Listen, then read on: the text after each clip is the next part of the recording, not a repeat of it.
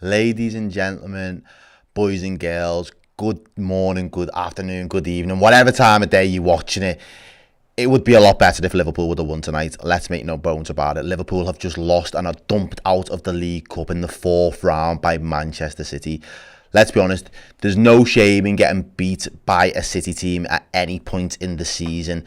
And if we are going to lose to them out of any of the games this season, the League Cup was probably the one that a lot of Liverpool fans would have happily sacrificed. But yeah, in the moment, it still feels pretty shit, if I'm honest. They beat us 3-2 at the Etihad. And I think, to be fair, they definitely was the better team, but Liverpool in the end kind of gifted them, and we allowed them to get a cheap goal for their third, which obviously then was just a mountain and a hill too high for us to climb, really. But you know what this show's all about? It's all about your fan thoughts. It's all about your reactions to the game.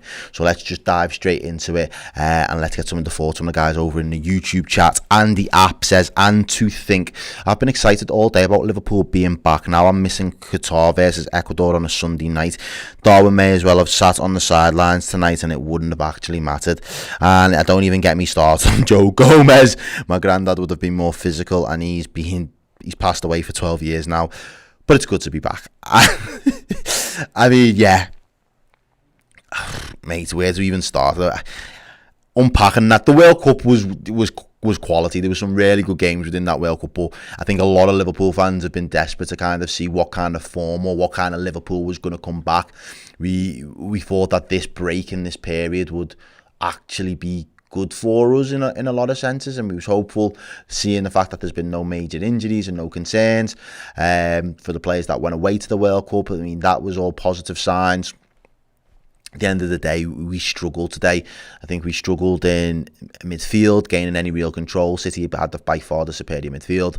And then I actually think our attack, on paper, was an exciting enough prospect. I don't think in the first half we got Salah involved as much as we could have, or we should have.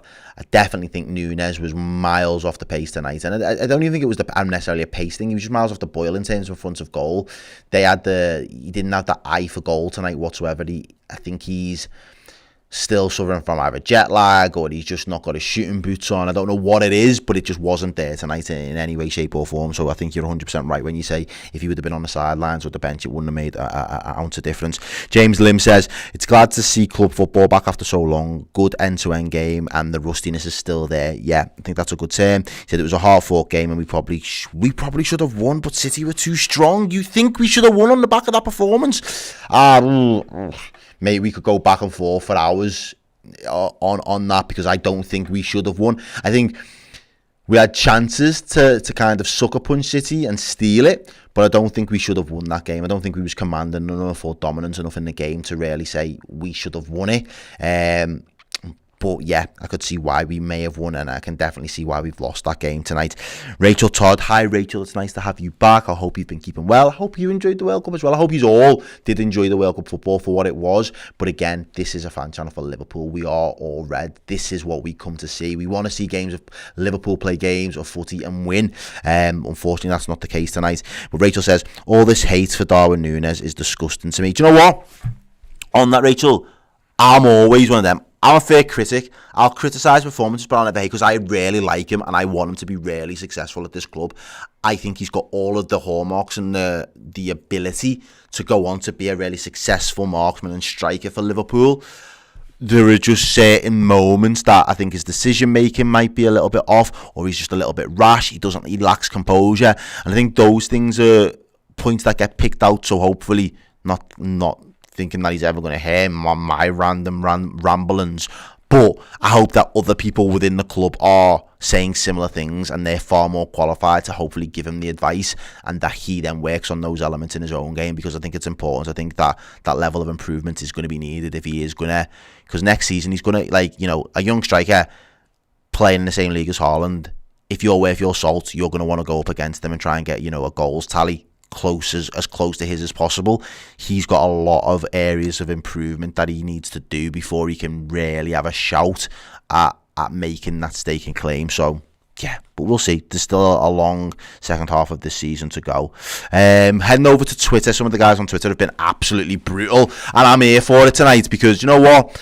This might be one of the few games that we have to take on the chin as a loss. I'm hoping that Liverpool get back into winning ways when we come up against Aston Villa, and we can do a lot more of these kind of talks and shows with a big smile on my face, celebrating victory after victory, leading the charge to top four, and then further down the line, getting close and deep into the Champions League. But we'll have to wait and see. Craig Etherton says Gomez looked like he had won a competition to play with. Some pros so poor. Verge and Canate don't concede them goals. Nunez was frustration. Was harder to miss the target. For fuck's sake, lucky it finished 3-2. Yeah, and I think within that there was elements of Manchester City were really wasteful as well. As I know they had 9 shots on target, but they missed some gilt-edged chances that I don't think on another day that they would miss. So we did get let off lightly. That could have been a 5-2 game. It could have been a 6-2 game. It could have been 6-3, 6-4. You know, if we would have been clinical as well. It's just that none of our chances and opportunities actually landed on target, apart from the ones that we scored. Carl J says deserved the defeat. Yeah, shock. I agree with that as well. Shocking defending, and with Nunez finishing, we've got a long season ahead. Yeah.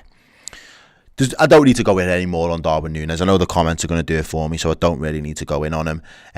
But yeah, that finishing's definitely got to improve. Kevin Harmer says Nat Phillips was superb in games where Van Dijk and Canate aren't around. He has to play a centre back, and this will help Gomez build his and our confidence by playing minutes at right back. Centre mid is so weak and small. We need to find a solution in quick. There's not going to be many opportunities for Nat Phillips to play going forward now. The Carabao Cup would have been it, maybe the FA Cup, but there's not going to be a whole host of opportunities for Phillips to be getting minutes during the second half of this season. I can't see it. However, there may be games where we do need to rely on Joe Gomez at right back. 100% agree with the fact that he needs to build his own confidence. I have 0.1 level of confidence within Joe Gomez at the moment. I think he's shown this season that the highs and the 10 out of 10 performances are too few and far between. They're not consistent enough, and if it's not a 10 performance, it's more close to a 2 or a 3, and that's a worry because we've not played good enough as a defensive unit to really rely on one person to really drop the standard and the bar to be that low. The standard has to be, you've got to be performing in defence 6, 7 out of 10 every time you're putting that shirt on for Liverpool, and hopefully the rest of the team do enough so you're not getting exposed and you don't look vulnerable in defence.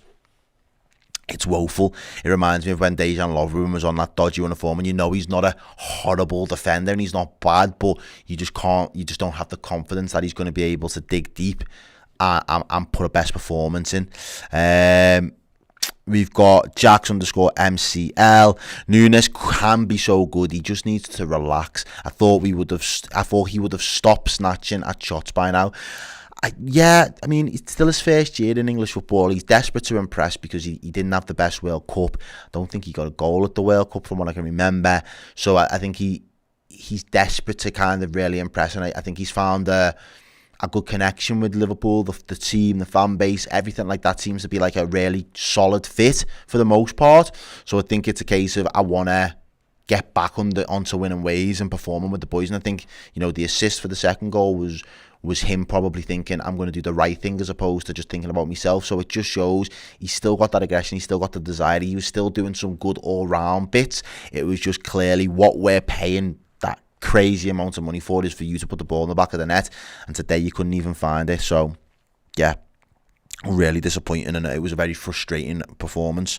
Scott Barton thought the golfing quality was evident tonight. Nunez missed 3 decent chances. All in all, we were second best, and I said that in the final with some mates. I said we were second best across a lot of areas within the pitch, and I thought defensively as an area was the one on paper that we had City, you know, we had the better on City, and I think in reality, not the case. I think they played better defensively than us. They played better in midfield, and their attack was a lot sharper than ours. So the only area that I think they had a clanger was the keeper. I think that keeper was absolutely shocking. If we would have just rained shots down on his goal, in the end you're bringing on the likes of Naby Keita, you're bringing on Oxlade-Chamberlain, lads that are prolific for taking shots from outside the box.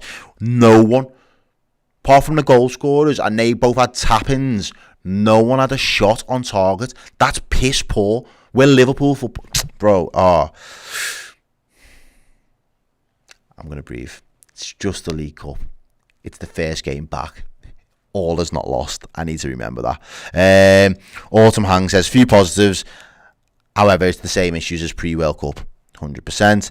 And then D says, no control in the midfield, not winning / challenging for the second balls and giving up on chances time after time. We had no right to still be in that game, which is both a positive and a negative. Yeah, no, I can completely understand why you'd feel that way.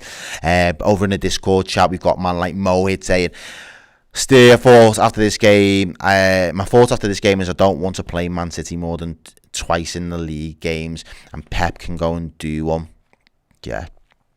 There wasn't a lot. We've got people that are saying, why couldn't Trent play today is the real question. Even coming off from the bench, he needs minutes, like he didn't play a tap at the World Cup. Yeah, there could have been an argument, but I think we're saving probably some of our strongest assets and managing their minutes purely because we know the objectives and we know what's really important. And I think that was quite telling in Klopp's selection. I think the lads that haven't played in World Cup and hadn't played before, the likes of Keita and Ox, getting them on the pitch was probably more important than getting the likes of Trent on the pitch and getting him minutes. So we'll have to wait and see. Finally, over on YouTube, Jackie says, do we have the second best keeper in the world? Could have been a thrashing if it wasn't for Keller. I'm going to challenge you on that, and hopefully people in the comments can kind of go back and forth when they watch this on playback. Let us know your thoughts on Keller today, because I think that's probably, apart from some of the saves, which I thought they were quite sound, the saves, I don't think there's a lot he can do about any of the goals, really. But I think that was probably one of Kelleher's worst all-round performances for Liverpool, purely because I think his distribution was really shaky, and that's something that I've praised him a lot for in the past. I think he's always had relatively good distribution from playing the ball out from his feet, his decision making. He seemed calm, doesn't really rush things. I think tonight it wasn't his best performance. I don't know if he'd be open and critical of himself and to say that. Don't think there's a lot he can do about the goals, but he did make some good saves. So I'm not going to slate the lad and say it was his way, it's the worst ever performance I've ever seen from a Liverpool goalkeeper. But from the standard that he set himself, I don't particularly think that was his best performance in a Liverpool shirt. So it'll be interesting to get your thoughts in the comment section there. Let me know.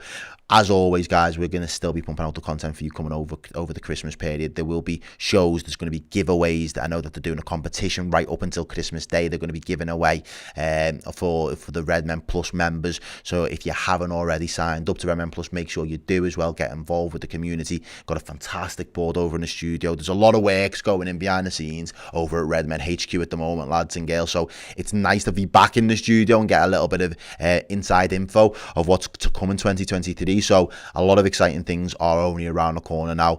But after this show, we've still got post-match content with Steve going over to the board. Give him a hand. Let him know who you thought your player of the man of the match was. With the player ratings, and then we'll come back and we'll do our instant match reaction as well. That'll be streaming over on Redmen Plus for all you Redmen Plus members as well. I think there'll probably still be some content coming out from the ground as well, if I'm not 100% mistaken. So keep your eyes peeled for that. And all in all, I know it's a short stint to come back right before Christmas, but I won't see you again now until after Christmas. So if you're watching, Merry Christmas, Feliz Navidad, have a good one wherever you are around the world, and we will be back, or I will probably be back on a watch along just before New Year's. So until then, ciao for now. Get closer to Liverpool Football Club and the amazing city of Liverpool with Redmen Plus. More content for your eyes and ears, documentaries, extra bonus Redmen shows, podcast features, interviews. Get close to the culture of Liverpool Football Club on Redmen Plus.